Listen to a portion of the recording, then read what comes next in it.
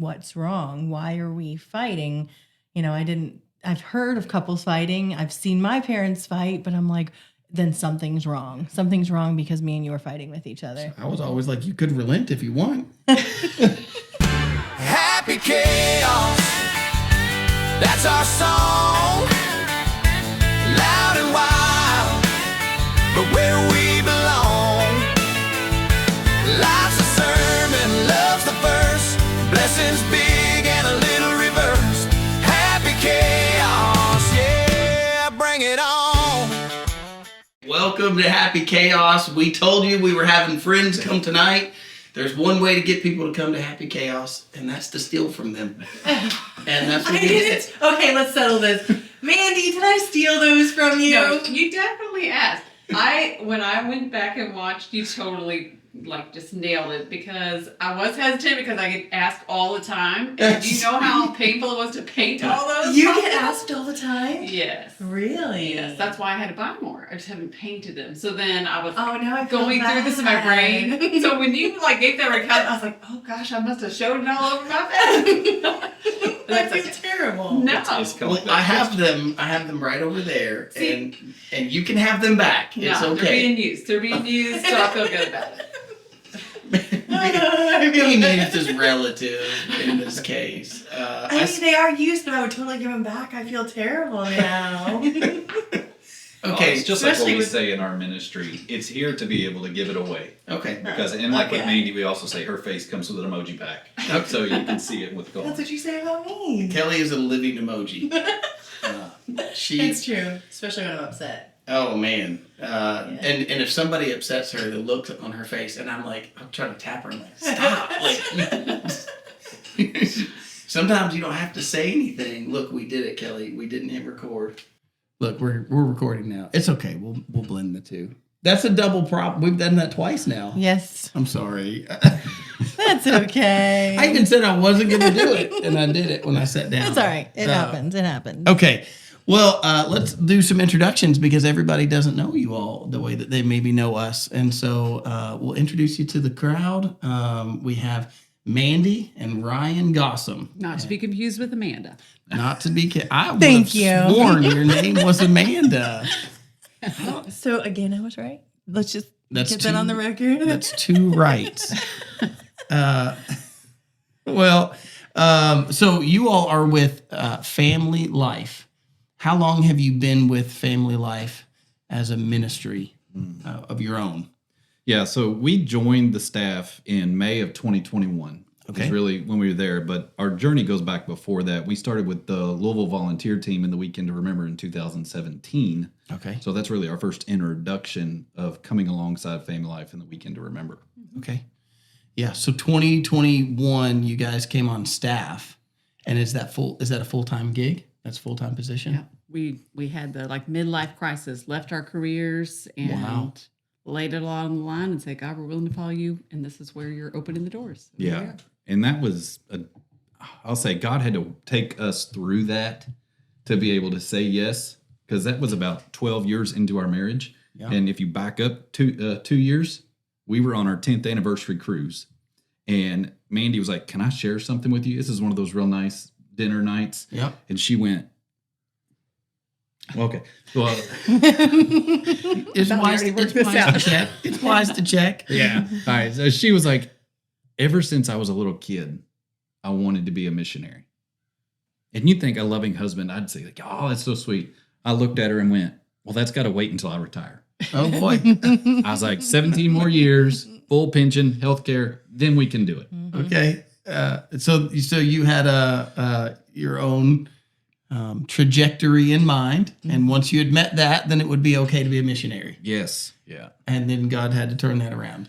Oh, yeah. He completely blew our minds. Obviously, he did. But then when God started pulling on Ryan's heart to join ministry full time, I was rehearsing his plan that he rehearsed to me. I said, wait a minute, I thought we were doing this after retirement. There's a whole plan here. Yeah. He pushed the pause button and you were good with it. Yeah. So. And then I had to get back on board. So it was a process. That's funny. You guys know Paul at church. He's our youth pastor. And when they started at church, it was Sarah, his wife who wanted to do youth ministry. And Paul was like, I'm just along for the ride. I'm an entrepreneur. I'm business. He just loved all things business and all things real estate and, anything of that nature. And he was like, I'm not really into kids or whatever. And now not only is there a youth pastor, he's our head of school. He is full-time with kids. And then even when he got with youth group, he was like, well, I don't really like younger kids. And now he's got like kindergartners and first graders. And I think, well, just be careful what you tell God you're not going to do. God has a sense of humor, for sure. Yes, he does. So if I'm doing the reverse math correctly, that was 2011. You were saying, let me get retired and then we'll be missionaries. No, so we got married in 2008. Okay. And then we celebrated our 10-year anniversary in 2018. Oh, okay. Okay. So yeah, it was 2018. We'd had 10 in. And then really October of 20 through COVID is when our heart really started breaking for marriage, especially marriages within the church. Okay. And that's when God started doing the work of like, hey, this is what I've called you to do. Everything I've prepared you for in your previous careers or your current careers is just prep work for the ministry that I've laid before you. Well, you just opened a can of worms that I would love to dig into, which is what is that? What were those things that you feel like God put in your life that allowed you to be able to see God was preparing me for this, whether it's career or family or what education or experience? What were those things? I know I'm putting you on the spot because I didn't prep you with that one. Well, I think for one, it would be the first 5 years of our marriage, walking through a really hard season.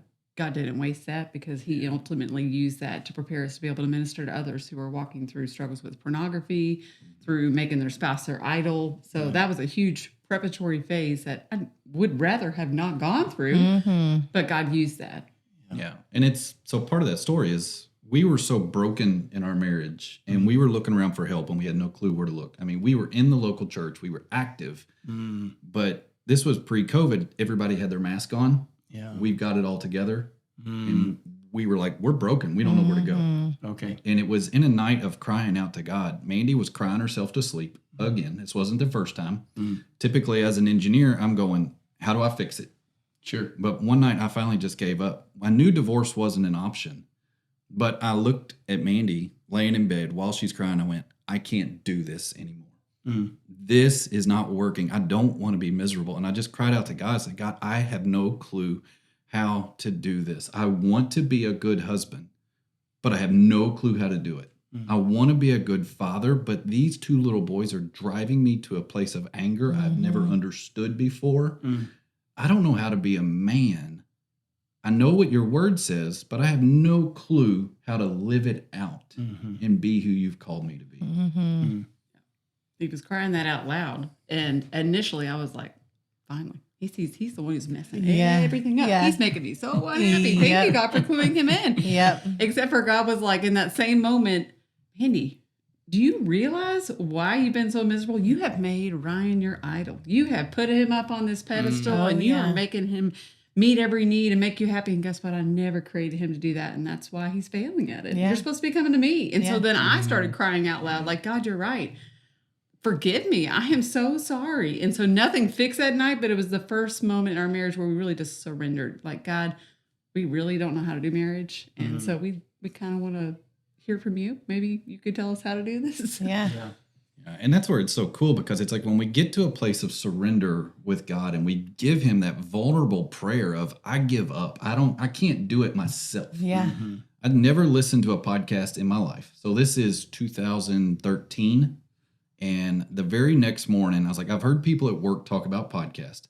So I got on the podcast app and said, how to be a Christian man. Okay. And there I found James Dobson was interviewing Dennis Rainey with Family Life. And they were talking about everything that I had cried out the night before. I remember calling Mandy going, you're not going to believe this. God has answered our prayer. We're getting help on how to live this out. Oh, that's awesome. And that's so much, going back to your question, that started my journey of listening to podcasts, especially listening to Family Life Today. And we listened to Family Talk, James Dobson's podcast. But it was there we started to find help and hope. And we tell a lot of people we were virtually discipled before we were physically discipled. Oh, wow. Because we didn't know what physical discipleship looked like. But we would listen to the podcast separately And then I would come home from work and we would discuss the podcast. Yeah. And it was through all of that podcast listening. It was through becoming a trainer in my job with the state, through starting to lead a Sunday school class. Then we got into leading parenting classes at our church. Mm-hmm. And when people say you have to be experts to lead a class, we can say that's not true. Yeah. Because we I led think a that's a fear of everybody. Yeah. we led a parenting class when our kids were 7, 5, and 3. And we went into it going, we don't know what we're doing. Yep. We want to learn, and we want to Yep. bring other people around us That's right. so we can learn together. Yeah. Interestingly, too, though, I would conversely say that in anything that you teach, you always learn more than you can deliver. Yeah. And so, even I've been pastor now for 15 years, and I still learn more studying to prepare for a message. I feel like I learn more than I can ever teach. And I think there's probably something to be said just about having a humble spirit there to say, okay, Lord, like I still don't know it all, and you're never going to. I think if you ever get to the point you think you have it all figured out, that's probably a bad place to be. There's something about being humble enough to say, okay, I still don't get it. Maybe I know more than I did yesterday, and maybe I know enough to say I have some experience here that I could help somebody else, but I still don't totally get it. I think that's probably an important place to land. So, Mandy, what about for you? This is an on-the-spot question. Oh, no. It's okay. I mean, worst thing that happens is you botch the whole thing. People will have it on repeat. I'm just kidding. It would never be that. It's a great audience. They are very supportive. Yeah. And so, but I'm curious from you, the point that you made, that you realized that you had idolized your husband. Were there any things that you could point at to say, like, that's the thing that like helped me to see that I was idolizing him? I mean, was that an internal revelation of the Lord, or was there like things happening that you began to see that? I don't know. In that moment, I think just God's mercy in opening my eyes that that's what was happening. I could not have said that before that moment. I didn't know that's what I was doing, but it was just in that moment that God just kind of laid it on my heart, like, you are always going to be unsatisfied because a human can never fully meet all your needs. And I was just like, I knew that, but why was I doing that? I didn't even realize I was doing that. And so from that point on, it was like, God, I want to go to your word. I want to be so full of you that I'm not looking to Ryan to meet all those needs. So, I mean, I still go through seasons where I shift my eyes back here. Me too. And then I start getting all unhappy and I'm like, oh yeah, wait a minute. Yeah. You want to tell that story of like when you used to sit at the sink and do dishes and I was in the other room? No, talking about expectations in marriage. When we were first married, I just assumed, almost like a romance novel that I've never read, but that he would just get me, that he would just know what I wanted without me saying anything. Keep talking. Keep going. So I'd be in there doing dishes and I could see him sitting on the couch watching TV. I was like, how does he not know that I don't want to be in here cleaning up all by myself? But would I say You mean something anything? that didn't make you happy to fulfill that role? It's so funny though, because the other morning, and I still haven't told you this, you made a smoothie. And you've made me smoothies forever, for years. But when we were dating, before we were dating, and you always tend to put me first. You do. But that morning, you went in and you made yourself a smoothie, and I'm sitting there waiting. I'm like, is he not going to make me a smoothie? I'm learning about this first. And you didn't. You didn't make me. And I'm like, I was just in a what? rush. And I was just trying wanted to get to it cry. done. And I'm like, why am I wanting to cry over a smoothie? But I had this lump in my throat, and he's like, you said something to me, and I was like, no, nothing's wrong. And I was like, just don't put the blender away. I'm going to make myself one. You did the blender. What? You said the plunger. No, I said the blender. Oh, okay. Yeah. And so he didn't put it away, but then I went and put it away because I just wanted to cry. And I'm like, this is I so feel silly. awful. I could have made you a smoothie. I didn't.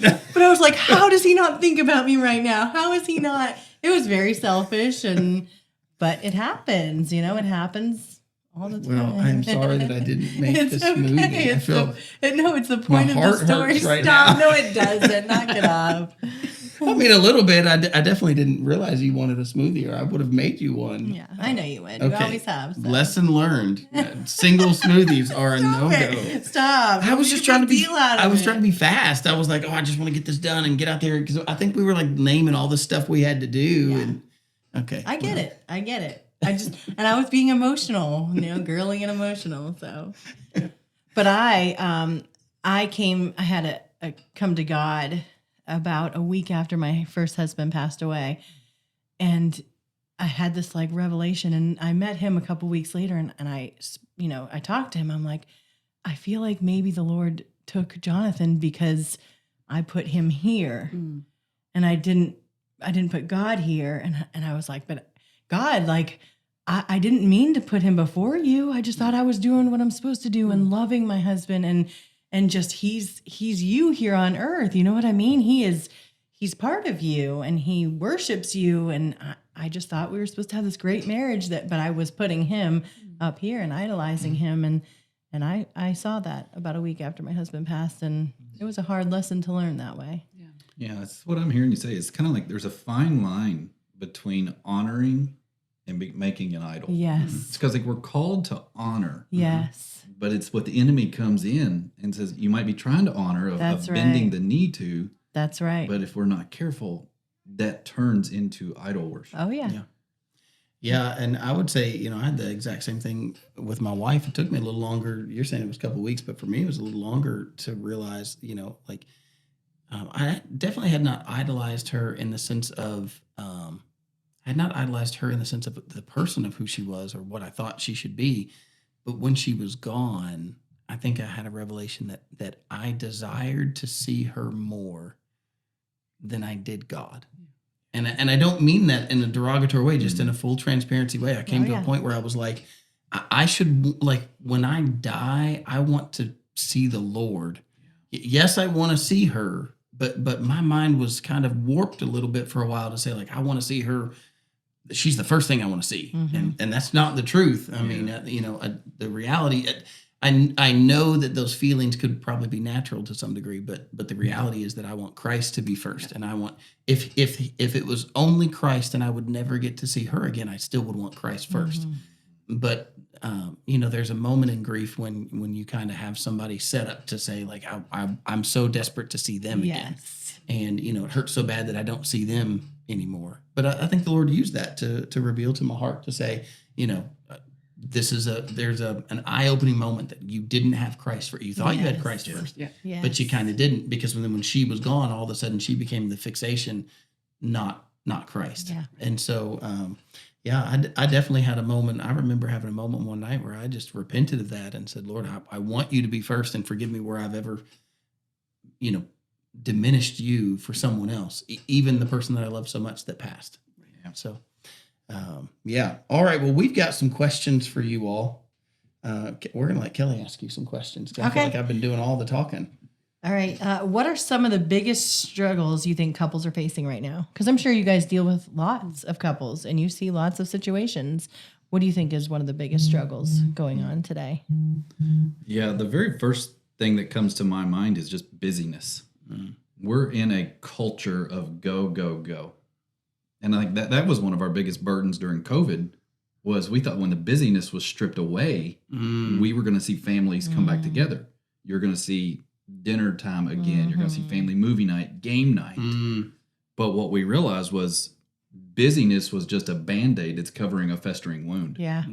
They didn't know how to relate, and so they're using busyness to cover it up. And so when we've got this kid's going to ball practice, this kid's going to dance, I've got this club meeting, I've got this over here, you're no longer having those times for intimate emotional talks with one another to come together in oneness. Yeah, to piggyback on that, when my wife had passed away, I made a concerted effort to say, I want us to be around. I just used to say presence, like it just all about being present. And so, I'd bring the kids out back and I would start a fire in the fire pit. And I would say, let's just sit around the fire pit. Let's roast marshmallows, and no cell phones, no screens, and if you sit there long enough with marshmallows, somebody will talk, somebody will open up and somebody will begin to talk. And we'd grill out, and I would have us all sit around the table outside. And that way there's no distractions from inside. We're just sitting around a table, we'd bring everything out and we'd just sit there and have a meal outside together. And even when I was with my first wife, it had always been a thing. And even now with Kelly, it's dinner time is a huge deal for me. I want us to have in my mind, I'd love for us to have 5 or 6 nights a week around the table. That sometimes can be really hard, but the more time we have just sitting with each other, the more everybody starts opening up, and you hear things that you go, I didn't know they were feeling that. I didn't know they were thinking that. I didn't know they wanted that. But if you're constantly never around, and like you said, busyness is always there. There's always something else to be busy with if you want it to be. Then, and even if it's not busyness that's necessary, sometimes it's just busyness that you added. Yep. You put something on your plate that then now you have to hold to, but in reality, you don't have to hold to it. You're just doing it because you've given it to yourself. Right. Yeah, and I think there's seasons of busyness that for you sure. can get into, and that's normal, especially being in ministry. You can get into a season of like, I've got to put a lot of effort here. But what we've learned, and what I love about family life, is they say, hey, we know there's seasons, so then you need seasons of rest. Yeah. Because it's a lot of times our relationship is like a emotional bank account.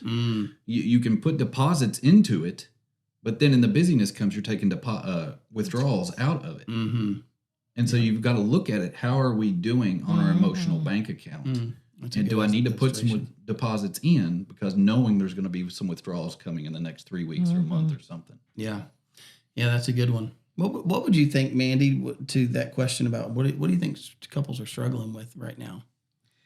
Two things that I think we're seeing is they kind of go together. Is what I'm saying, that selfishness and this lie of I have to be happy.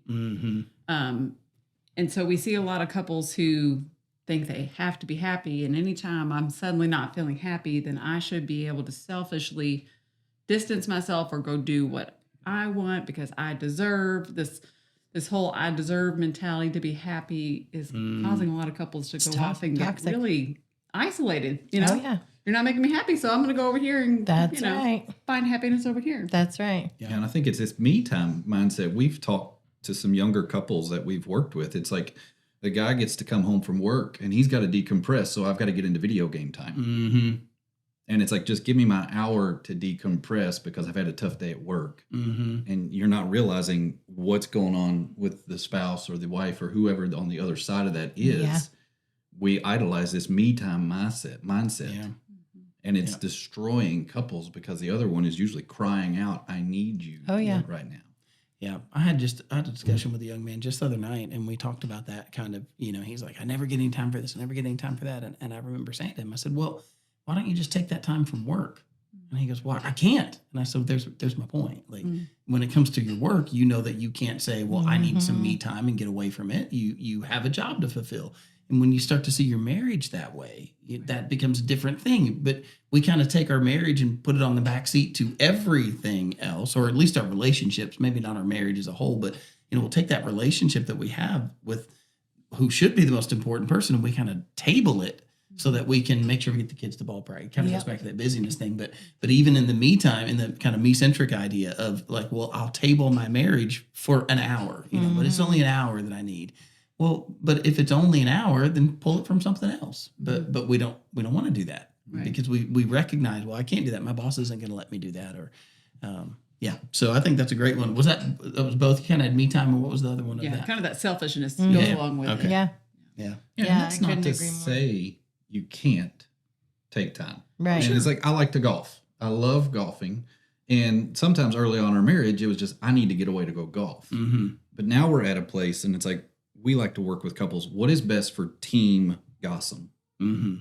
What is best for team Walker?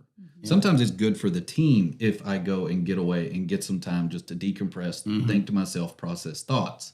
Sometimes it's good for her to get away, go sit by a bonfire or go clear trees on the hillside behind our house. And it's just that time. It's good for us to be able to have that time. Sure. Yeah. And I think that just comes down to knowing who you're, like knowing your relationship, and the more that you know each other, and the more that you see each other, and the more you're around each other, the more that you're in that space, then you begin to recognize what that other person needs. And you want that for them. If you really love somebody, you want that for them. And you want them to have that. So I think, I think exactly right. Yeah, I think a lot of times too, it also comes from the other side. When Kelly looks at me and says, why don't you go do? I feel much more permitted in that to say, all right, it's okay for me to take this right now to, she's like, why don't you go play your guitar? Or, why don't we go get a workout in, or, whatever. And then the same in reverse. Sometimes I look at her and I'll say, why don't you get away for a little bit? Why don't you go out and Which I always say no to. Well, I have to be I careful. hate me time. I don't like to be alone. But it just reminds me of this question that we're going to ask is how do you... Unless you were shopping. If I sent you shopping. But I want you to shop with me. I know, right. But you would go if I... I would, I guess. But I wouldn't like it as much. That's why you shop on Amazon. Yes, exactly. That way you can do it right beside me. Exactly. But this, how do you handle conflict when one person shuts down and the other one wants to talk immediately? I feel like it's in that same category. You know, like you want to go cool off if we've had an argument. Oh, yeah, for sure. I don't. I'm like, why don't you want to settle this right now? How could you walk away from this right now? But I've learned over the past year, give him that 5 minutes, because that's really all it is. He'll come back in 5 minutes and be like, I feel so much better. I'm so sorry. And I'm sorry. And everything is well. But for the first year, I couldn't grasp that. I wanted to settle it. 2:00 in the morning. No, we're not going to bed. And if you go to bed, you're going to pay for it in the morning, you know? Yep. Yeah, we've done that. Yeah. I've fallen asleep before on one of those, and I really paid for that Yep. the next morning. Oh, so is he. Just like, we're not getting anywhere. Like, just... But how can you instantly fall asleep when you hear snoring? And I'm like, no. How? I am heartbroken right now, and you are snoring. Okay. But I've learned. can sleep Let him while walk heartbroken. away. I know you can. I also don't feel as heartbroken as you do. Like, I don't get to the, everything is end of the world for me. yeah, I don't get to the point where I feel like, okay, we've had a disagreement about, some financial thing or some house thing or whatever. I don't feel like that's the end of the world. I'm like, okay, so what? We disagree, like, and for you, it's like, we disagree, there's this kind of, Or if I've upset you, I cannot stand knowing that I've upset you. I know. And I want to fix it. I'm a fixer, and you're not. You're like, let me just go and blow it off. And I'm like, Right. no, I can't just do that. So, yeah. Sometimes I'm good to just have a minute. Yeah. What do you? I think this is a great question, though, and that is, why do so many couples think conflict means something's wrong? My first thought is they've never seen conflict modeled at home when they were a kid. Okay. Because that was one thing with us. We never saw it handled properly. Yeah. I mean, I saw my parents had conflict and we could see it. I mean, it wasn't like real bad fighting that we hear some couples they raise in their house. Mandy's parents I never saw them fighting. Never saw a fight. So when we had a fight, I thought something must be wrong. I never saw fighting in my I house. went through the same thing, only it was me and my late husband. 15 years of marriage, we never fought. The girls will tell you, you guys never fought. We just didn't. It was like identical personalities. And he was very like, I don't know. I don't want to say passive. I feel like that's such a strong word with a man. He wasn't this weak man, but we just didn't fight. And then when me and him got into a marriage, we have fights. And I'm like, what's wrong? Why are we fighting? I've heard of couples fighting. I've seen my parents fight, but I'm like, then something's wrong. Something's wrong because me and you are fighting with each other. I was always like, you could relent if you want. But that goes to a line we hear at the Weekend to Remember a lot. If you're trying to win a conflict, that makes your spouse the loser. Yep. And who wants to be married to a loser? Yeah. You Great don't. point. Yeah. But for us, we had no idea what our conflict styles were. Yep. And when you can learn, I think Gary Chapman talked about this at our date night at church, these different changed everything for us. styles. Yeah, it's like, okay, I am a relenter. I'm a yielder when it comes to conflict. It's easy for me to say, all right, this was my part in it. I'm sorry. Will you forgive me? Thank goodness. Usually I'm not ready. I'm like, what? You're saying sorry already? I should be, glad that you are. But I'm like, I'm not done being mad with you yet. Yep. And I heard that. I'm like, but I asked for forgiveness. How can you not? How are you still mad at me? I didn't feel like we really worked out a solution. I just felt like you were trying to band-aid a Pacify it. sorry. Yes, on it. yes. Yeah, and I've come a long way in that because early on, I think I would say sorry because I'm a people pleaser. And I think you said it. I didn't want her to be mad at me. If she was mad at me, that meant we're not good. Oh, yeah. And so if I can say I'm sorry, that means we're good and we're all back together. Yeah. But now it's, okay, let me actually truly find my ownership in this. Yeah. Because I do want to protect our oneness with one another, not just the people-pleasing aspect of it. Yeah. I definitely have the people pleasing, but I have this thing where if I feel like I'm being accused of something that I didn't do, I have a hard time letting go and just relenting and being like, okay, let me say sorry for something I didn't do. I don't feel like I should have to. Then I'm admitting that I did something that I didn't actually do. So I struggle big time. It's all about justice. There's a justice factor, and it's not fair. And I go, 3 of the biggest words that's helped us in our marriage is just help me understand. I mean, we were at Sam's one day, and It's about the carrots. this is about the carrots. I mean, it's a simple story, but Mandy did this well, so this is me bragging on you. Oh, good. Okay. Mandy wanted to buy baby carrots, and I wanted to buy whole carrots. And for me, I like whole carrots because if you're chopping them, it's easier to chop whole carrots than it is baby carrots. And I do most of the chopping when it comes to cooking. But Mandy's like, they're smaller, they're easier. And so we were actually going at it in Sam's over what carrots to buy. And you can be a marriage ministry too, you know? Finally, I just like, when you have those light bulb moments, like, why are we fighting about carrots? Yeah. And so I said, why is this important to you? Like, is it important to you to get the big carrots? And he was like, yes. And I was like, okay, it's not really that important to me. I just thought it would be easier to have the baby carrots. Yep. right. So you know what? Let's get the big carrots and Yeah. save our marriage. Yeah. He's been stepping up a lot and saying that, like, this isn't worth it. Let's stop our arguing and let's just move along. And I think it helps. I think miscommunication too. It's like he speaks a completely different language than I do. So when he says something, I hear the opposite of what he's saying, and he hears the opposite of what I'm saying. I'm like, but I wasn't saying that. I was like triumphing you, and you feel like I was disrespecting you. And our fights have, Yeah. been- Even just today, we went to look at a house earlier today, and we were on the way home. Oh, and we're- gosh. and I'm just wanting to be slow. I want to like think through everything, and okay, like, if we're going to get this house, we got to do this and we got to do this. And I'm going over these list of things. And so all of those come with questions. And we didn't get 20 minutes down the road. And I'm like, why am I upsetting? Why do you look upset right now? And she's like, I'm not upset. I guess I just need to not have my hopes up on this house. And I'm like, well, I'm just questioning that. Like, how do we actually make it happen? This is a big deal. It's going to cost us a lot of money. And, how do we make that happen? And so we were probably, I don't know, 5 minutes from the house. And I was like, this is not worth arguing over. Like, I don't want to have an argument over it.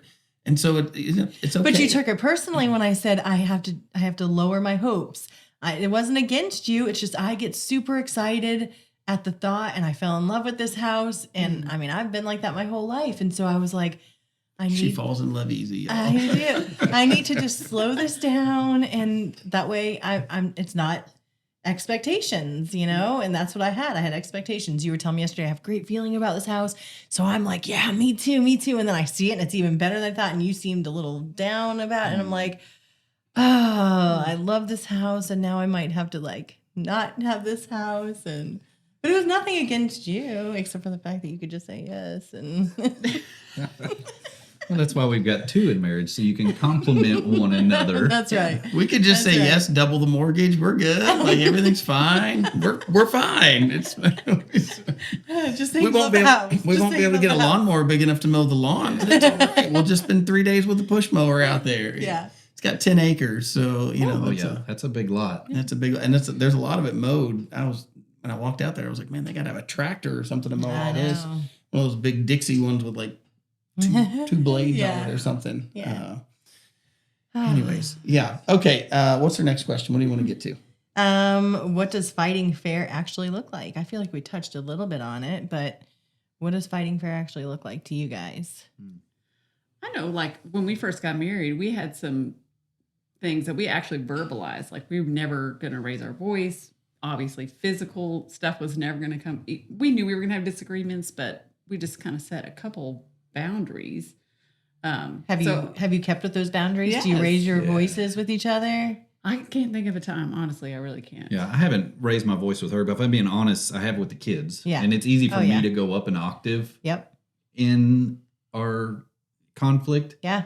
But that's what I've learned with her. Fighting fair is, all right, let's just have a conversation Mm-hmm. about this. Yep. And so when I think of fighting fair, it is not about seeking my own ambitions. It's like at Philippians 2, verse, do nothing out of selfish ambition, but seek the betterment of the person. So it's like when we're fighting fair, I want to make sure we are stronger coming out of it, Yeah. not just my own selfish ambition wanting to come out of it. That's how conflict can be good, right? Is when ultimately by the end of it, you feel stronger together. Yeah. If it's done right. And it takes that. It takes a little bit of tension for things to get stronger. I mean, that's anything in life. If you're tempering glass, you have to put it through the fire. Yeah. If you're purifying gold, you got to put it through the fire. If you're trying to build your muscles, you got to put them under tension. You know, it has to happen that there has to be some tension, and you have to come through that to learn more about the other person, to understand who they are, understand what they want and what they don't want. And I think it's a dangerous ground on the other side when you never have that, that you could potentially end up in a scenario where you don't know them as intimately as you maybe could if you had gone through something. I know for me personally, like I never felt closer to my late wife than when she was sick with cancer. And all of a sudden I was forced into a very intimate scenario where we had never been before because of busyness and work and life and kids and, you know, all these other things that had happened. And then all of a sudden, you know, we're facing here's a very real thing that we faced. I don't love traditional medicine, conventional medicine. I'm a alternative medicine fan. And my late wife was very much I want conventional. Like she looked at the hospital and she's like, look, there's this like multi-billion-dollar place that's there to make me feel better. And I'm like, no, there's a multi-billion-dollar place because they don't make you feel better. And so, you know, we butted heads hard over, you know, medicine. And we had never gone through that. We had literally never taken a prescription. I mean, anything more than her taking a Tylenol when she had a headache. We've never taken medicine in 18 years of marriage. And so now we were faced to say, well, wait a second, where are we going to land with this? You know, you want to go and do chemotherapy and I really don't want you to do chemotherapy. And so how do we blend inside of that? And through that tension, I will say that we grew very, very close. I can say I learned more about her in those last 6 months than I did in probably 10 years before. Yeah. So, because, you know, 10 years before we'd been in marriage for 8 years, I felt like I knew her. But then, you know, we ran into things that I was like, oh, well, maybe I don't know. At least I don't know this part. So, yeah. Yeah. Yeah, I think Ron Deal's got a book called Mindful Marriage. And that book is so good. He talks about just so much of our conflict comes from our childhood. And it's being able to understand that. And a lot of times you don't understand you have that baggage in your relationship until you get into a conflict and it gets opened. Yeah. And that's the part of fighting fair is let's process through this together rather than me feeling wounded because it's now been opened and it's in the open. And we got to have this discussion or I just want to kind of close it, put it away. I don't want to talk about it again. Yeah. That's that fight or flight mode of our brain. Oh, yeah. Wanting to just shut it down and be done with it. Yeah. I agree. I love this question. What are some of the common communication mistakes that couples make? Do you have one? No, I heard you make a noise. Assumptions. No. That you should For know us me. personally, You should know me. Is I said it correctly, so you should have understood it exactly how I wanted you to understand it. We have built a house in the last year from the ground up, did a lot of the work ourselves. We ran all the electrical, did all the finish work. We have had many moments of, hey, go do this. I need you to do this. And then she not hear it correctly. Or she's asking me to do something, and I'm saying it back to her, and we're saying the exact same thing. Oh, gosh. that's Literally, really sometimes silly. the exact words, I'm like, how can we be communicating two totally different things when Yep. we are literally saying the same words? 100%. Yeah, and it convicted us because we were trying to teach our kids this of like, all right, when you're communicating with someone, say, all right, what I'm hearing you say is, I want you to go to the store and get milk and eggs. And Is that nothing what you're else. saying? And what? Nothing else. That's me. And what I heard is, I'm going to the store and we need a lot of other things. Ice cream. It makes me think there's a really funny video that we share at some date nights that we do on communication. This guy has come home from the grocery store and his wife had said, I would like you to go to the store and get pads with wings. So he went to the store, got pads, and came home with 36 boneless wings. It's reasonable. That is pretty reasonable. And she's going, I mean- I asked you to get pads with wings. He's like, I did. I got pads and I got wings. I mean, I that thought is you like the wanted picture both. of our miscommunications. Oh, It yeah. really is. For sure. It really is. And I think that we totally land in the camp of saying, you know, we could be saying the same, Oh, goodness, the same yes. words. Yeah. And I'll go, what do you mean when you say it? Because I know what I mean. I don't think you know what it means. And then I'll tell her, I'll say, it means this. And she'll go, no, it means this. And I'm like, well, this is the problem. Like, Yeah. we both land on different landing pads. You know, 100%. we're landing on different helipads, you know, and yet we're saying the same thing. And we think that we're communicating the same thing. And so I think that one of the things we've done to really help with the communication side of things for us is to just slow down. Slow down the conversation. You know, when we get riled up, just be like, okay, pause for a second. Even to the point what we've been doing for the past, 6 months or so.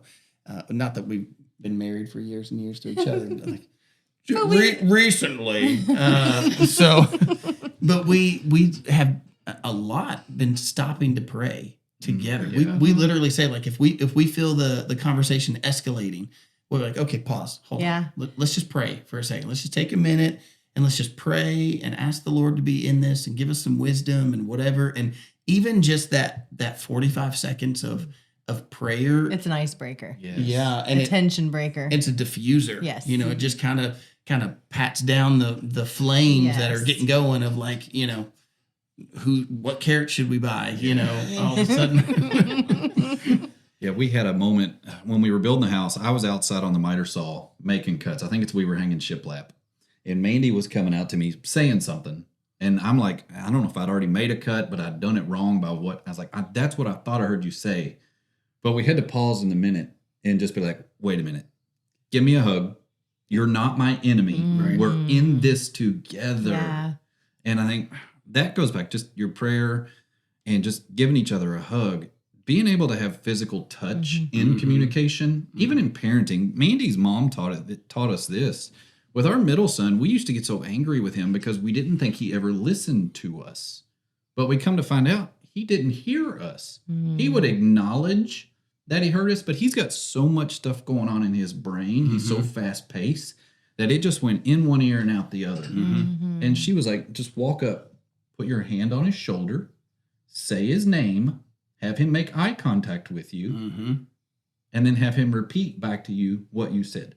And I bet sometimes he couldn't get it back because he didn't know. Yeah, and it just discipline. We disciplined him so many times, and he had no clue why we were doing He it. just didn't hear. Yeah. So physical touch. I mean, even grabbing your hands and praying when you're having that Yeah. disagreement is just Yeah, like, exactly. okay, we're not. That has worked flawlessly except for once. Do share.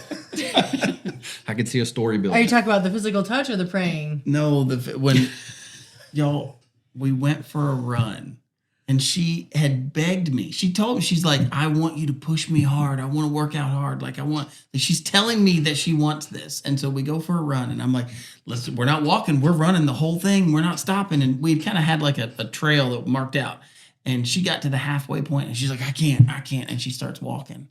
And I'm like, all right, we can walk from here to that mailbox. And then we're running.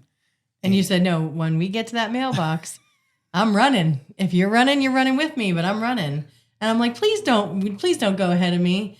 We get to that mailbox. He took off and went home. I sprinted. I mean, I ran.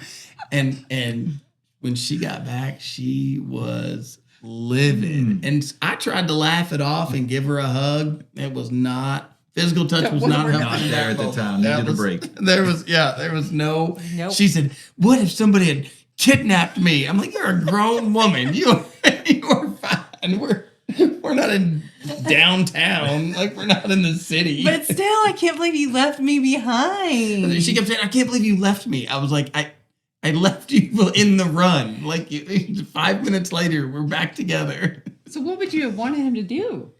Walk back with me. But you told him not to let you off easy. I know, but then if I ran halfway, I could not do any more. I was like, I just can't. I need to walk the rest of the way home. Your body can do more than you think. Well, it sure didn't after you told me I'm going to leave you and you left. It sounds like Then I took my time going home. Oh, I know. Listen, I saw you coming I down the almost drive. didn't come home. I was gonna walk the other direction. I saw you walking down the drive, and I was like, "Oh, that's a mad walk." there's was so there's some mad. anger in those steps. So mad. I just realized, well, that's not some things. Did you guys ever watch SpongeBob? Tried not to. Well, there was We a, weren't allowed to. We weren't either. I just didn't like it. It's So so I was like, funny. I always tell that I'm like, the '90s were so strange. My parents had rules about some things, but then not other. I mean, I'm allowed to watch Terminator, and now I look back on that and go, why should I not have watched that? That is not okay, you know. But then there were some I mean, my mother-in-law would not let her kids watch Cat Dog because she said it was unnatural. A cat, it was literally like a half cat, half dog. I think that show is a little controversial, though. Well, that was not her reasoning. She said it was unnatural for a cat and a dog to be together. I mean, there's probably something to that. I'm just saying. 90s Christians. Yeah. It was very, Yeah. very strange times. But anyways, there was a episode of SpongeBob and Mr. Krabs fell in love with Miss Puff. And he tells SpongeBob, take all my money because I'll spend it on her. Every time she wants something, I'll get her it for her. And so he's like, take all this money, take all my money, and don't let me, no matter what I say. And then, she'd come around and there'd be somebody with balloons and he'd be like, SpongeBob, give me the money.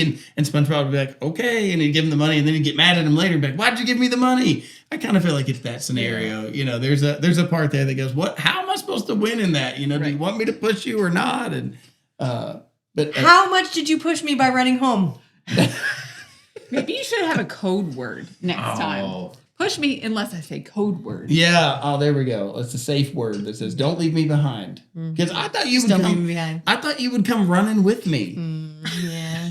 Nope. I was done at that point. Oh, And then when you went ahead and you didn't stop, I was like, yeah, no, I'm definitely done. I'm not even gonna chase after him. yeah, that's where some of the biggest problems are just those assumptions that we make. Oh, for Yes. And it's like I think I know you, Yeah. and I'm assuming we're doing this. Yeah. And then the other one's like, no, Yeah. I'm not doing it. And it's like, okay, how do we get past this? Yeah. now? Yeah. I'm curious where y'all end on this one because this is probably a big one for us. How do social media and comparison hurt marriages? Yeah. I think it's, you see what other people are doing Mm-hmm. and you think you should do that. Mm-hmm. I think the biggest one I've been talking with people is we live in a 2-minute culture. Yeah. And if you've had conversation for 2 minutes, then you're done. You're like, okay, I want to go do something else. Yep. Mm-hmm. Or just, I don't know if so much the comparison or it's the distraction. Mm-hmm. You can get so caught into it. This is one of the things that just breaks our heart. We do date night every Monday night. We go out to eat. We go do something fun. But then you go to a restaurant and you see a couple there when both of them on their phones. Yeah. They're not making any eye contact. Yep. Or you see a family there and every kid's got a tablet. Oh, yeah. Parents have phones. There's Yeah. no communication Yeah. going. And I think that's the biggest danger of social media is the distraction Mm-hmm. that comes with it. Because it's like if agree. Mandy walks in the room and says, hey, I want to talk, or hey, let's do something, and I'm just sitting there scrolling Yeah. on my phone, I hear her, but I don't hear her. That's right. My mind is not into what she Yep. has just said. And sometimes I've noticed too that our temperament changes when we're in the middle of a scroll. Someone else is saying, let's do something in real life. And then you feel like you're interrupted. They don't really see it as that because to them, they just look over and you're holding your phone doing Yeah. this. But in your mind, I'm looking something up or I'm watching something or I'm into something or whatever. And so you feel interrupted. But the thing that you're being interrupted from is so pretty much worthless. Yes. I mean, there are a few times that I can say that I think that it's a necessary thing. Probably more than a few. I mean, GPS is an important thing, like I totally lean on my GPS and YouTube for learning things. I got to do a shower floor.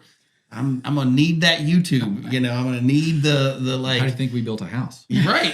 So, I mean, there's parts of it that are necessary. Even when you were talking about like at a restaurant, I was like, I wonder how many times, so we went out to eat the other night and she was looking up the next thing we were going to do. And I was paying the bill with my phone and we both had our phones. And I thought just for a brief second, I was like, I wonder if anybody's looking at us and being like, oh, they're that couple that like That we're out to perception. eat and we're sitting over, but we were doing, real things, Yeah. but using technology to do it. So I don't think there's something wrong with utilizing, what's there. Like, I love to pay a bill on my phone because then it automatically keeps track for me. I'd much prefer to do that because I've got a little app that says, oh, that's tax deductible and, puts it over there. And so Yeah. I think it's good in that regard. I do think there's something to be said about just the highlights. Kelly and I talk about this often. People will talk, like even here, Happy Chaos or on our, little post that we make, and they'll say something about, I don't know, not being real or not being authentic or, purposefully setting something up or whatever. And we'll always laugh at that. We're like, well, what do you want us to do? You want us to be like the Tuttles? Remember the Orange County Chopper guys? Like, you want us to like wait until we're having the biggest fight of our lives and be like, hold on, let me set my camera up and get this, like. That would diffuse a fight. And likes, We wanted to see that walk back to the house. I mean, and just see how that kind of interacts. I mean, I'm laughing in the camera, like, look at her. She's walking down she's ticked. That's a mad walk. Oh, I gotta go, guys. She's really mad. Door slams.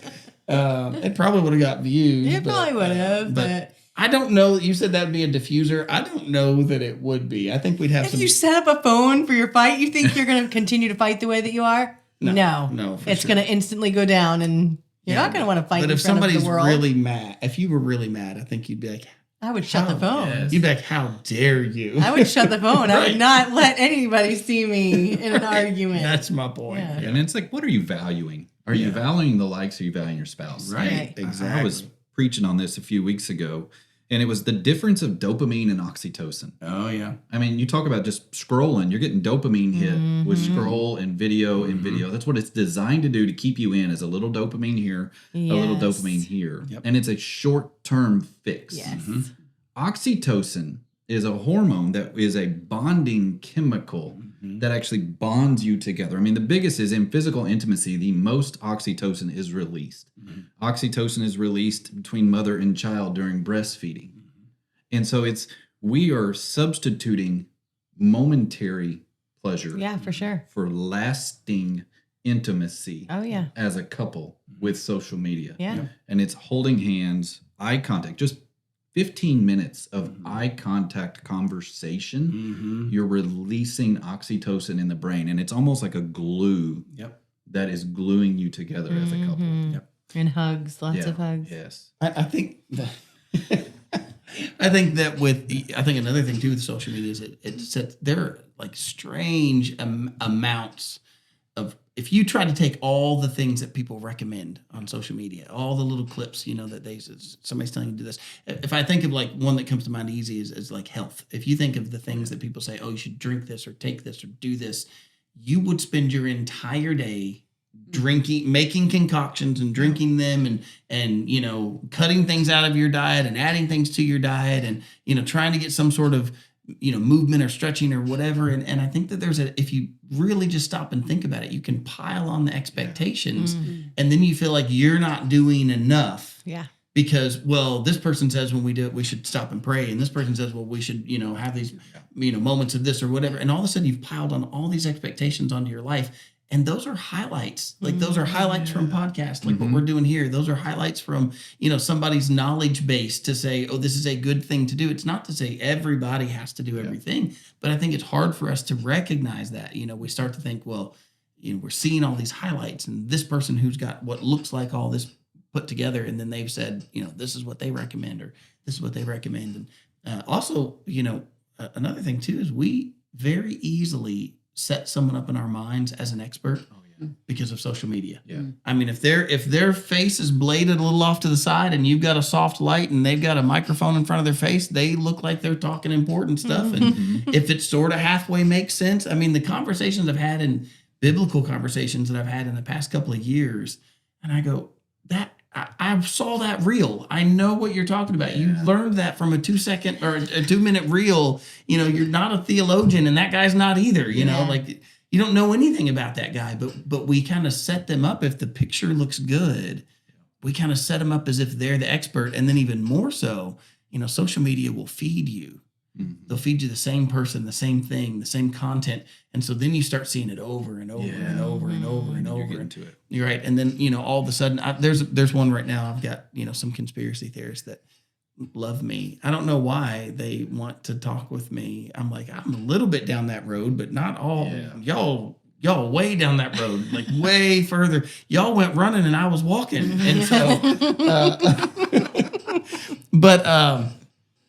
like there's a big one right now, and then my feed is flooded with it where all these people are talking about like old like old buildings and how elaborate Gothic old buildings were. And, we don't build things like that anymore. And so they have these very wild conjectures about where those structures came from and what's happened. And I go, wait, pause. Like, I can get with you. Like, yeah, that's a really magnificent giant structure that's very questionable how they built that and how did they have knowledge to do that, or pyramids, blocks without mortar and they're so tight you could barely get a piece of paper through or something. I mean, I get it. Lots of questions. I don't know that it landed where you thought it landed, but because social media, Facebook or TikTok or whatever, they push the same thing and you hear it 6, 7, 8, 10 times in a morning, while you're scrolling on your phone. And then all of a sudden you start believing it. Right. And so if I can make that assumption with, conspiracies or with health things, how much more with our relationships when you're being fed something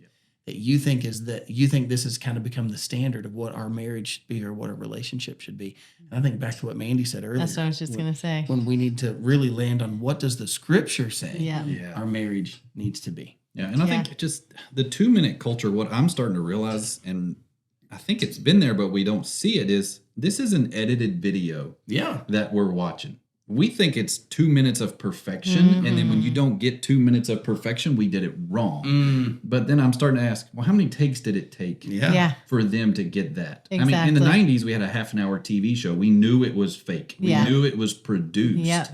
But if we truly looked at all the 2-minute stories and reels that we're watching, how many of them are being produced? Oh, yeah. How many of them have multiple takes, multiple edits? AI is in there. For sure. Feeding it. It's not real, but it's being presented to us as real. And it's how do we determine what's a tool and what's controlling That's us? right.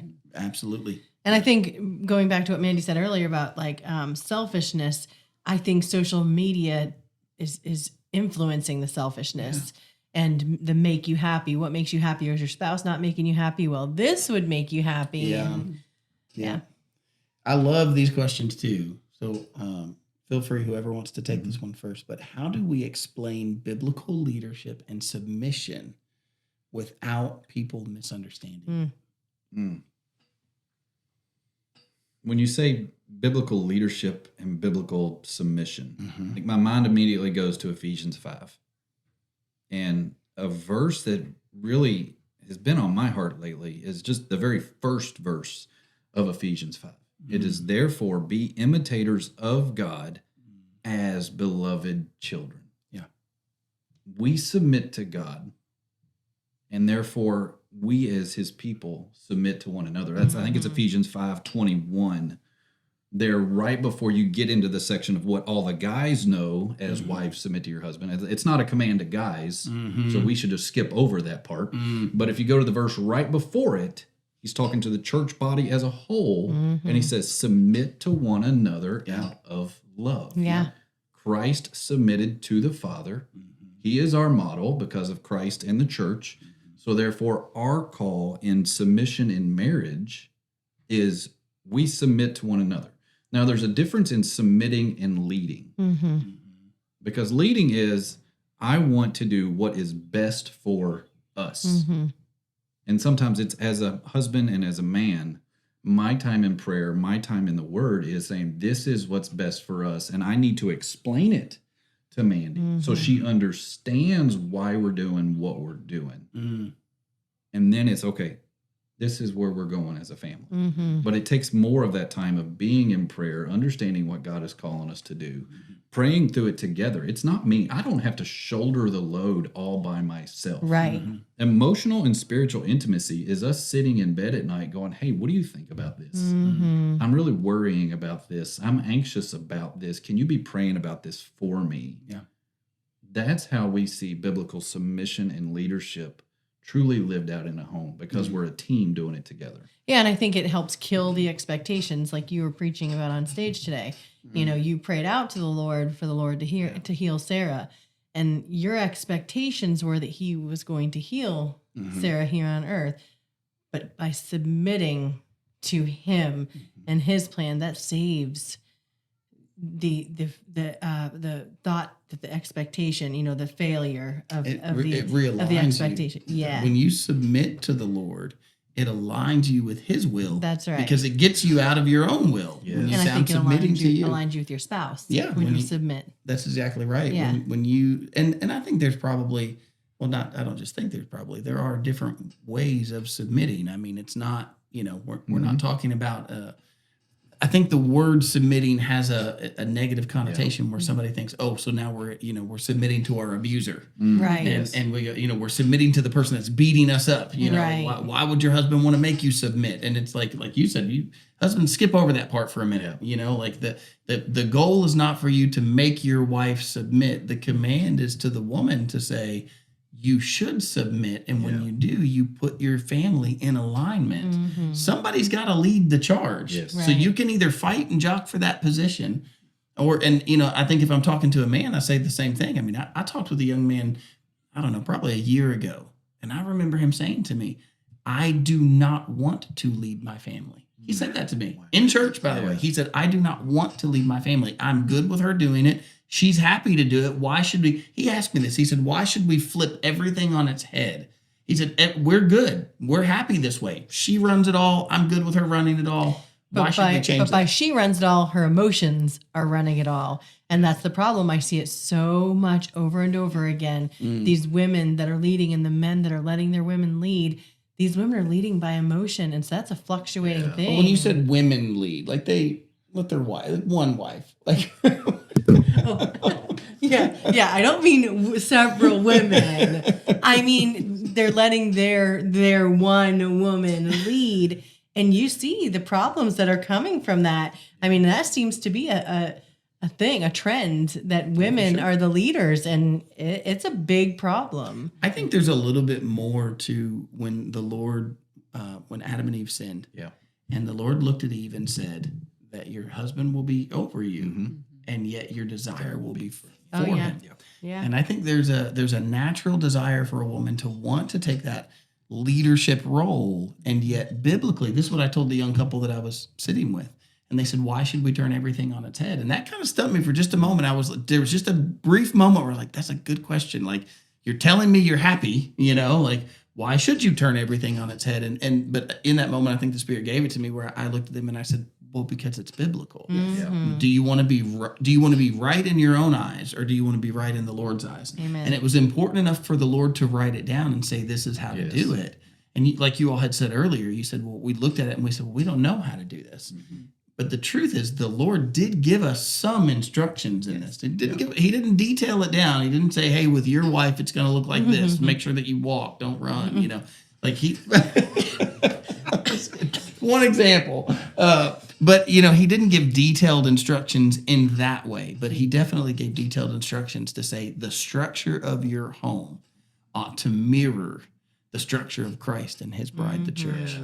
And if you will align yourself with that, and where does that come from? Submitting yourself. Yeah. And that's, I also think too, something you said, Ryan, I wanted to point out was when a husband is genuinely seeking the Lord. Yeah, he's in submitting prayer, to God. Right. When he's submitted to God and when he is putting his family first, that is, I almost can't think of any time that a husband's been in that role and that the rest of the family didn't help to fall in. Yes, yeah. It kind of goes back to that old saying. It's kind of a cliche saying at this point, but Adrian Rogers, I think, was the one who coined it, that if you'll put God first, everything else will fall in the river. And I think that when the husband does that, it's almost like when somebody says to me, like, what's it matter what what politics do? Forget politics. We're in the kingdom of God. And I go, oh, hold up though. But like the Lord threw out his word, cared what the nations were doing. Yes. And as the leadership of the nation went, so went the nation.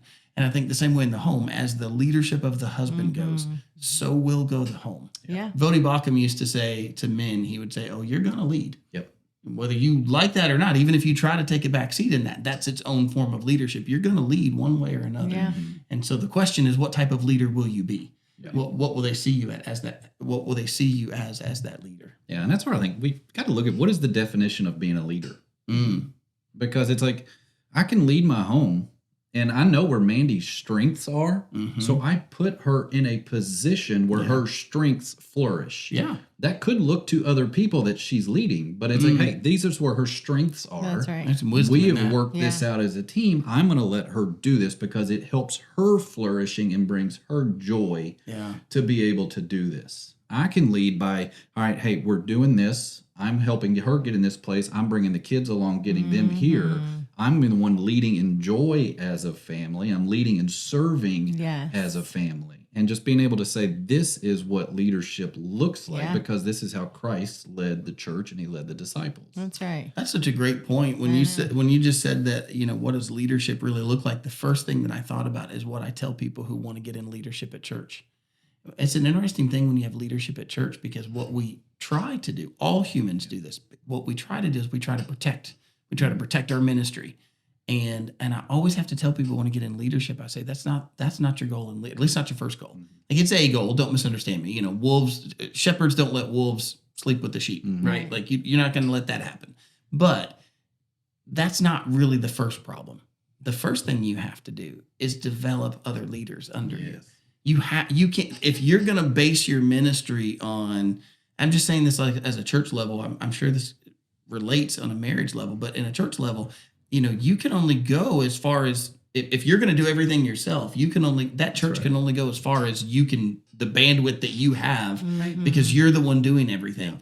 And the more that you will put other people in lead and let them flourish in leadership positions and say, okay, you know what? Just an example, I was a part of a church that absolutely had the pastor, true story, he got up in front of the church, he prayed, he welcomed, he sang the song, stood at the pulpit, he sang the song. When it came time for offering, he prayed for the offering. Now, a couple of guys would go out and they would go into the offering, would come back, he'd sing another song, he'd pray another prayer, he would preach the sermon, he would come down and do the altar call. It was literally, he would do every part.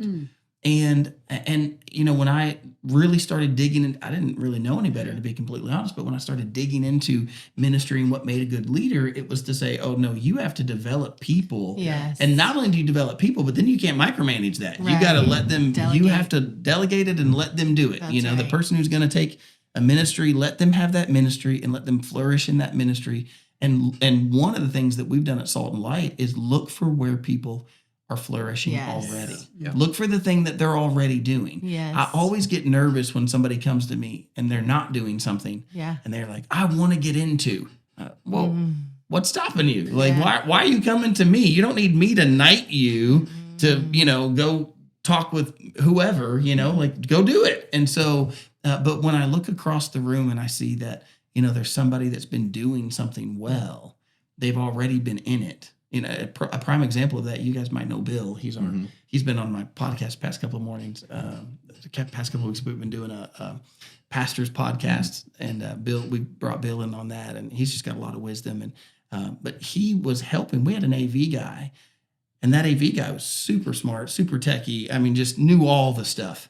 And Bill was just right there beside him. Every time the doors were open, there was Bill up there with Jay, and Jay was the one getting paid for the role, but Bill was always there. And so then when that position became available, it was natural to say, well, if we could get Bill to do that, he's already in that position. So I think to what you were saying, if the husband's going to take a true leadership position, that job is not to stifle what his wife is doing. It's to say, where does she flourish?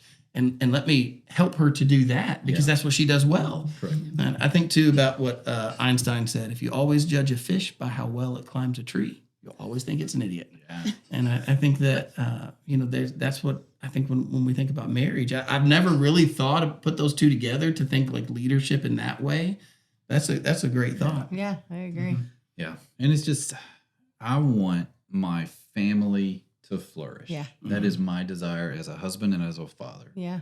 And it's all right, I'm going to lead in that manner. Mm-hmm. And it's just having conversations.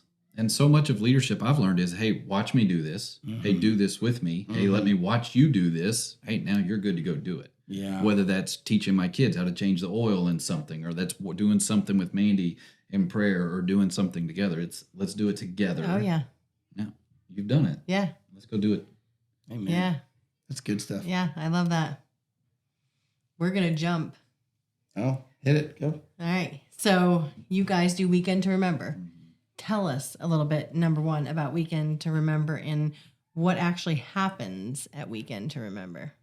I love one of the biggest things I say happens at a Weekend to Remember is the outside world gets quiet and you get to hear the voice of God and what his will is for your marriage. Because it's like when those ballroom doors close, the outside world gets silent. Like you actually get worse cell phone reception in the ballroom. I don't know if hotels design it like that. Yeah. But it's like it's bad cell reception. Yeah. So literally it's closed off. Yeah. And that if you're willing to sit and listen, you're going to hear from God of what the next step in your marriage is. And you're going to get the tools to help you take that next step. Whether that's ripping up divorce papers or that's saying we're good, but God's calling us to take a next step to go impact others. So that's really just the overarching 30,000 foot view of like what goes on at a weekend. I mean, for our first Weekend to Remember that we personally attended, we were in a really good spot, finally, after a really hard 5 years. And still, even coming in a really good spot, by the end of the weekend, it taught us what marriage was even for. And we were both Christians, grew up in the church. I was like, how did we not know what marriage was even for? And hearing what the purpose of marriage was then kind of propelled us to, oh, it's not even just about us and our personal happiness and making sure we're good, but it's really supposed to be missional. And we have missed that whole piece. So I love that it teaches couples that, because a lot of couples just don't even know that there's this huge purpose and point to marriage. And it's not just about the two of you. Yeah. No, that's so good. Yeah, I was reading in Hebrews 12 this morning. I'll just kind of try to go off memory. It was talking about where God, we are his children. We are his sons, and he disciplines those that he loves. And it was at the weekend that we first heard that marriage is not for happiness, it's for holiness. And I remember telling Mandy that this morning. I was like, when people say I do, you're signing up for discipline. Because the conflict that we've talked about, the miscommunications that we've talked about, God is using that to shape us to be more like the image of Christ. It's that chiseling of the stone.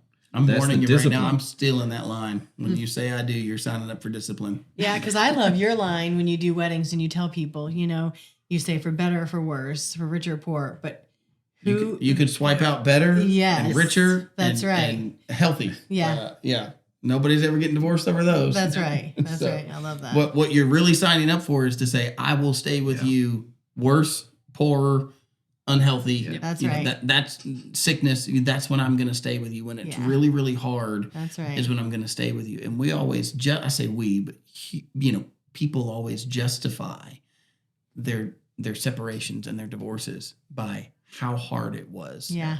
And I go, well, at the end of the day, that is actually what you promised them. Yes. It's That true. is the thing that you promised. Yeah, I'll kind of give two stories that are different ends of the spectrum from a Weekend to Remember. We talked with a couple who went to one, and they said, we have been in counseling for the last year.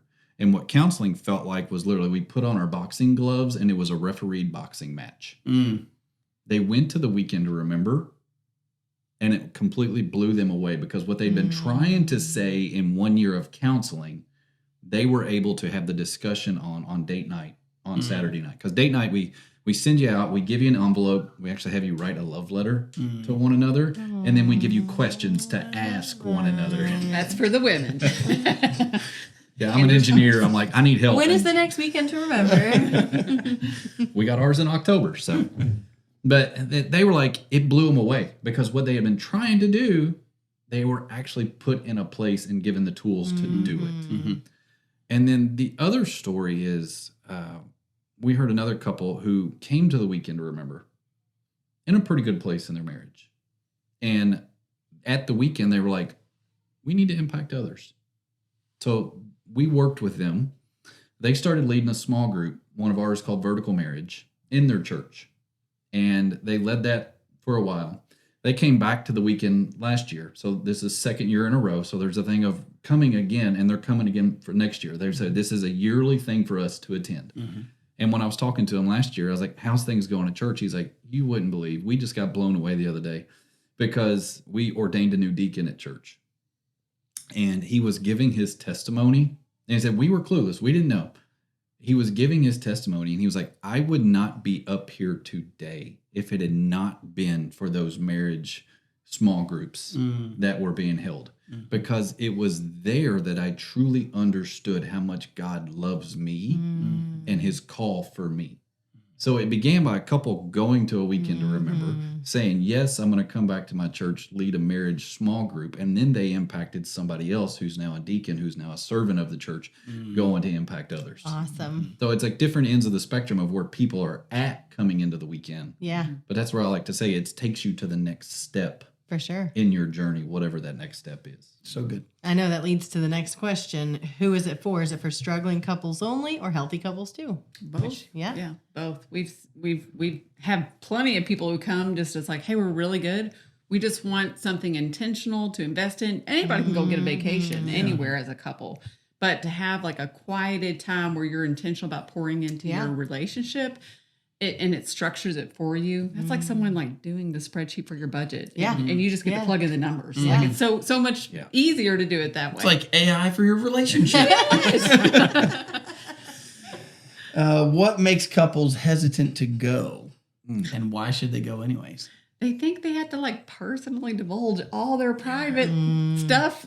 And I'm like, no, we're not sitting around a table. You don't even have to talk to anybody. So I try to encourage people, like, you don't have to share anything you don't feel comfortable sharing. You're really just there. You and your spouse are the ones sharing. And you get to hear from fabulous speakers, and they're the ones who are sharing vulnerably from the stage. So, And I've heard it said, when a speaker is sharing vulnerably from the stage, it's like them shining a mirror into your own soul, and it opens up a window and brings up new conversations that you're like, oh, I didn't even know we needed to talk about this. But them doing that, using humor, using vulnerability, gets you to say, hey, let's talk about this on date night or on Friday night check-in. Let's take this conversation that we've been putting off for years because of fear. Now we're in a place to have this conversation and move forward in oneness together. It is so amazing when you've let something go for so long and it becomes this thing that's lingering in your life. And then when you finally deal with it and you go, that wasn't quite as bad as I thought it was. That's my life. Why did I wait I so built long? everything up to be this grand thing, and I'm like, why did I do that? We should go skiing. That's different. I know, we're in the I same agree. boat on That's skiing, different. snow tubing, all of it. Yes. Oh man, I'm like, she's got the bunny hills built up too. She's like, we'd just fall off the side of the mountain to our death, and I'm like, I don't think they put the bunny hills on the side of the mountain. I think you were right in the middle. There's no They falling did because off. they people like you, they say they're just small, and people were going so slow. They were pushing themselves. They were not. I couldn't stop myself. Oh man, they were zipping past us, y'all. It was. Hey, let's close out with this. I'd love if you both would give an answer to this, even if it's an agreement. That's okay. But if you could give every married couple one piece of advice today, what would it be? well, I'm so thankful that we just went to a wedding last week where we had to put down some advice. They All gotta right. write it down and turn it into the couple. Okay. Yeah. And my answer would still be the same. It is get good at forgiving and forgiving quickly and often, because the reality is you're married to a fellow sinner and you're going to have to forgive. And the quicker that you can get, be doing that, the more enjoyment you'll have in your marriage, I think. Yeah. So, yeah. It's good. Yeah. And just one of the things that I'd said on that was, don't stop pursuing one another. Because it's like in dating, you're constantly pursuing your spouse. You're pursuing, you're getting them gifts, you're learning their love language, you're doing things. There's an excitement there. And then it's like you say, I do, and you just stop that. It's like, we're good now. Yeah. And it's like, never stop the pursuit. Pursue your spouse, get to know them, keep studying them, get understanding them, and say, let's continue to take this to the next level. Yeah. I love that. You want to give a piece of advice? Well, I just want to piggyback on what Ryan was saying for a moment. That I think too, for me, it's the pursuit, but also the pursuit of learning. I loved when you said like getting to know them. It's again, there's that kind of prideful assumption of like, I already know. And even earlier in this conversation, I heard that, Kelly said, oh, like, you made yourself a smoothie. And I'm like, oh man, like punch the solar plex, you know, like I was didn't just trying mean to. that. No, I know you didn't. I know you didn't. But I'm saying, like, I think that there's something important about learning what they want.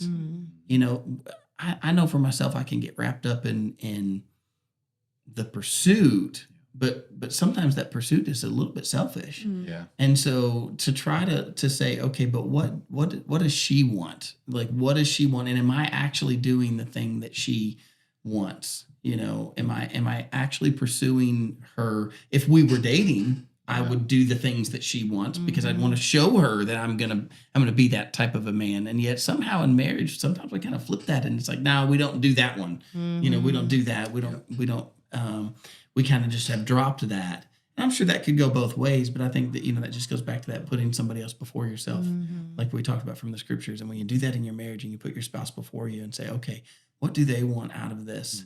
You know, what could I do that would be helpful to them? I love the way that Gary Chapman said when it was, you know, in a rough spot with his wife, and then when he finally started asking the question, okay, how can I love you better? Yeah. And that started to change everything. You know, how can I love you better? And it especially changes everything when you both start. Oh yeah. Asking And it that. takes time. Yeah. Yeah. To get there. So And my piece of advice is just like Mandy's, only I say sorry even when you don't think you are. Yeah. Be quick to say sorry, because that's a holdup of mine. I don't think I'm wrong, so why should I say I'm sorry? That means I'm admitting to something that I didn't do. But if I would just drop all of that, drop the pride of I'm right, I didn't say this, and just say sorry, gosh, the fight would just stop there, and we could just be happy and good. And, you know, I think it's a lesson that everybody, if they would just pick it up right away. I know that's not the way of it, but sure, well, that's my biggest I mean, piece of advice. For you know, we people. can never be in a perfect scenario. We'll always have things to learn and things, Yeah. places to go. Yeah. So that's part of it too. It's a journey and it's a Yeah. walk. So, Yeah. well, Ryan and Mandy, thank you so much for coming on Happy Chaos today. And it's been a special episode. We actually want to do more of these, having more people, more guests on. And, you know, it's been a year of everybody getting to know us and our goofiness and our silliness. And we still want that because that's an outlet for us, y'all. Yeah. Like we get to be really transparent for like an hour and a half a week where we just, you know, I'm not on stage, you know. You're not no- on stage preaching fire, so it's like, oh, that's Justin, but they see the other side of Justin. Yeah, Justin's got layers, y'all. Yeah. There's layers. Yeah. But really, seriously, thank you all for doing this. You're the first time we've been able to have a guest actually come in, and so we've been on lots of other podcasts, but to have somebody come in and do Happy Cast with us, really appreciate y'all being here. So Yeah, well, we're honored to be invited in. This is a passion of ours. We love marriage and we love ministry and bringing the two together, because it's like there's tools out there. People don't know they're available. And if we can share the tools, and we can know God can take it and multiply it from there. Where can they find more information on you guys? I think just FamilyLife.com. Okay. Our website is a treasure trove. I'm like, if you have a question about marriage and family, go to FamilyLife.com, the search box, type it in. You're going to get podcasts. You're going to get PDF downloads. You're going to get other resources. It's going to take you there. Okay. And so that's one of my favorite places to push people to as a way Yeah. to find help. All right. And can they find Weekend to Remember there, like Yeah. the dates and where everything?